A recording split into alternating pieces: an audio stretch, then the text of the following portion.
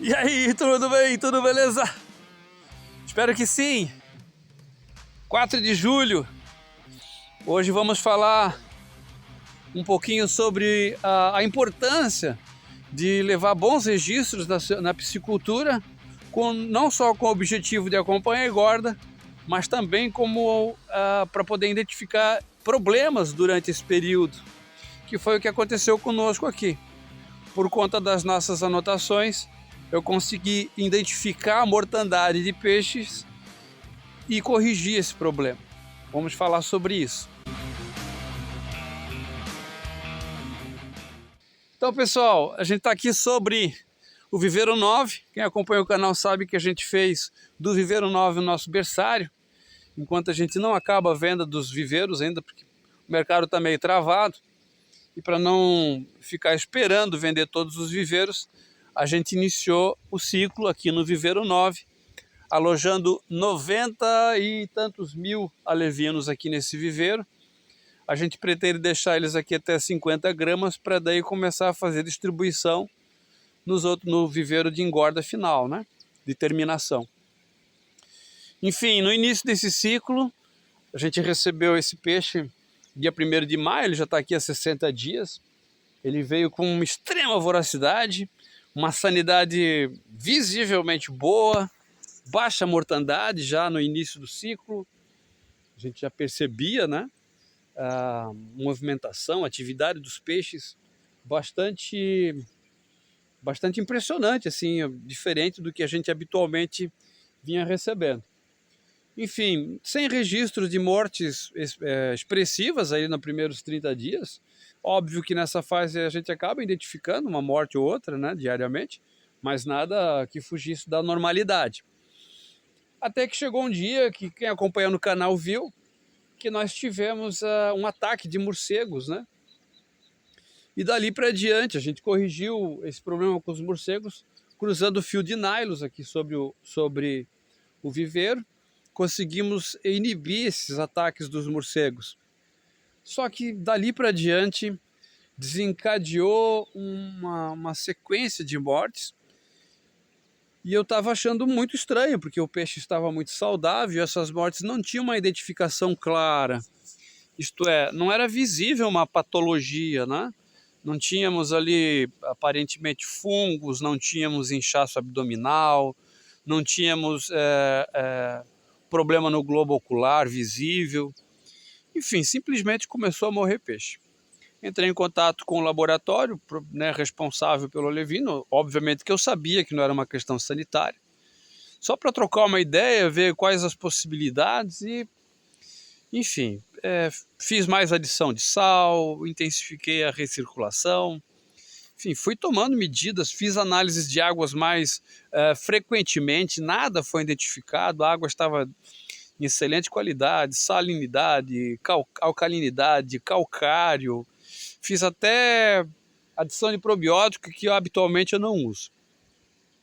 E a mortandade não parava.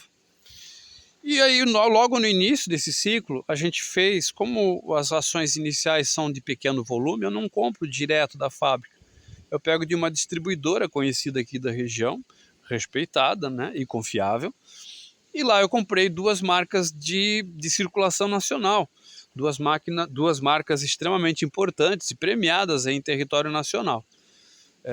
Marcas que estão acima de qualquer suspeita quando se fala de qualidade de ração, de nutrição animal e desempenho zootécnico, né? Enfim, é a primeira ração para quem é da piscicultura, não preciso explicar, não estou aqui para ensinar nada, só para dividir experiência, né? Mas a fase inicial a gente usa ração farelada, uns chamam de farelada ou pó, que tem lá a sua composição específica para essa fase. Depois vem outras 3 fases, aí na fase até juvenil, que eu considero até juvenil, são mais 3 fases, né? Que vai alterando a granometria da ração e vai alterando a composição dessa ração, né? Principalmente com relação a proteína e vitaminas. Enfim, isso tudo é anotado aqui periodicamente, quando acaba o farelo, quando entra o primeiro grão, o segundo grão, o terceiro grão, enfim. Isso tudo foi sendo anotado, sempre foi anotado aqui na nossa propriedade. E depois de alguns dias tendo esse registro de mortandade, numa certa noite eu vim fazer uma verificação noturna no viveiro, e com a lanterna eu percebi que havia um filetamento de excreção nos peixes que estavam moribundos, né? E aí eu percebi que, poxa, era alguma coisa intestinal, e aí a minha associação foi direto para a questão da ração. E aí eu peguei a data que está anotado nos nossos registros, a data das mortes e a quantidade de peixes mortos.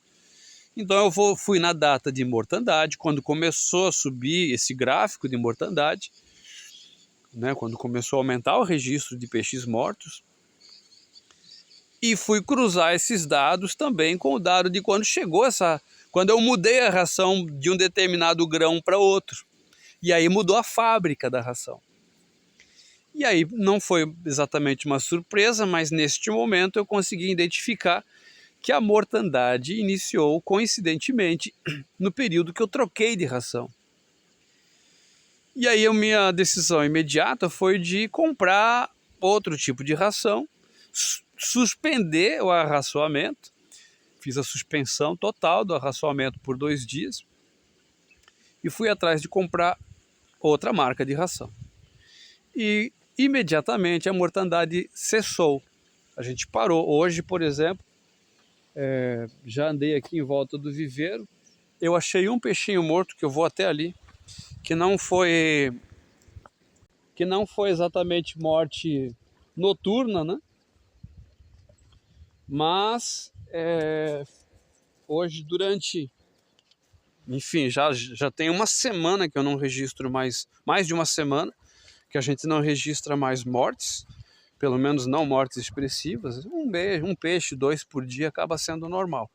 Vou mostrar para vocês aqui, que eu encontrei um hoje, aqui na minha ronda matinal. Tô de capa porque estava chovendo agorinha. Deixa eu ver, cadê o peixinho? Eu não recolhi ele. Tá aqui, ó. Ó. E o peixe tá furado, tá vendo? Ele foi furado. Normalmente a gente tem, ó, ele tá fresco, ele tá molinho ainda, tá fresquinho. Ele tá furado aqui a parte superior dele. Daqui um pouco eu venho aqui retirar ele. Isso é coisa do bem-te-vi. Bem-te-vi é um danado. Fica aqui o dia. A gente, felizmente, com esse viveiro estando aqui próximo da gente, os cachorros acabam circulando mais aqui, nós circulamos mais aqui, e a gente acaba tendo pouco problema com o bem-te-vi, mas ele está o tempo inteiro aqui. Então, para quem tem viveiro longe de casa, para quem tem o seu berçário em particular longe da circulação, né, tanto dos animais da propriedade como dos proprietários, aí, acaba tendo perda para o bem-te-vi e nem percebe. Esse dali, agora o peixe já está meio grande para o bem-te-vi, ele mata e não leva. Mas um pouco antes dessa fase ele mata e leva. Enfim, vou aqui no depósito. Então, quando eu descobri que a ração, quando eu fiz a substituição da ração, a gente passou a não registrar mais mortes. Eu vou mostrar aqui para vocês. Vou botar aqui na rua. A gente vinha com um registro extremamente alto e aí ele começou a cair. Eu tava morrendo 100 e tantos peixes por dia, tá vendo? E aí começou a cair, ó. Começou a cair. E aqui eu tenho poucos registros aqui, 3 peixes. Ontem até... ontem não, dia 1º teve 12 peixes mortos. E ontem 2, hoje só 1. Aqueles 12 peixes ali, a maioria estava furado de bem-te-vi. Não só bem-te-vi, o morcego ainda consegue matar um ou outro, mas eu não registro mais morte que eu não tenha visualmente uma identificação do motivo, né? Isto é, está perfurado, está com a cabeça arrancada, a gente logo percebe que foi um predador que fez, né, que provocou a morte. Então a importância, gente, eu falo aqui por mim, divido com quem quer entrar. Olha aqui, ó. Só de falar, olha aqui, ó. Mais um. Tá vendo? Ó? Isso aqui é obra do bem-te-vi. Mais um para anotação. A gente percebe que o peixe está crescendo. Deixa eu dar uma lavada nele aqui.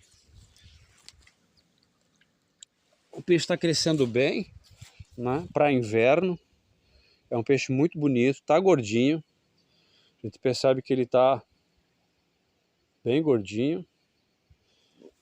Tá bem fresquinho. Acabou de ser vitimado. Então já temos 2 peixes para anotar, tá vendo? A gente acaba anotando, andando em volta do viveiro. Eu anoto todos os dias e acho em volta, acho flutuando, perfurado.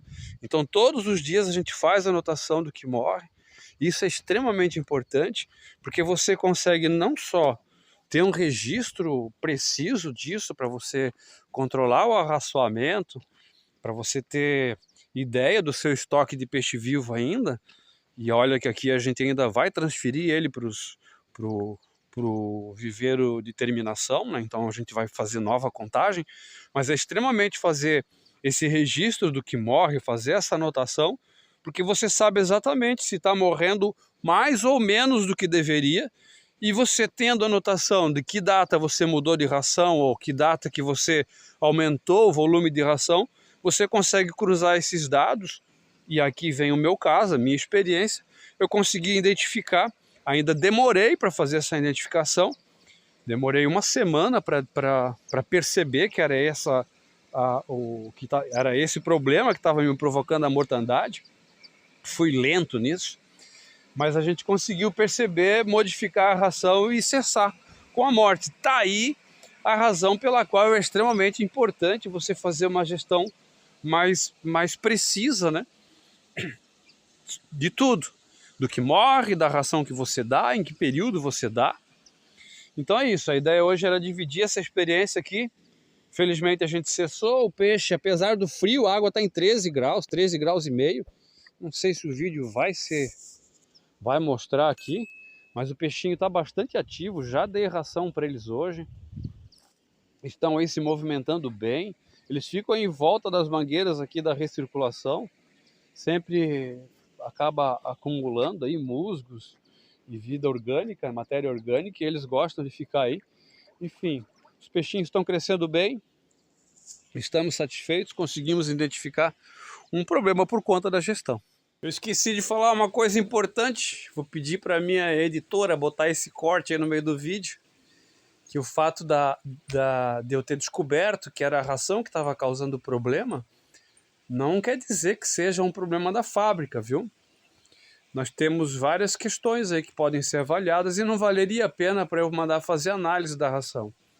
Mas nós podemos considerar contaminação cruzada nos transportes, tanto da fábrica para o depósito, dentro do depósito ou do depósito para mim, pode ter havido algum tipo de contaminação. Pode ser um fungo causado por umidade, também ocorrido durante os transportes.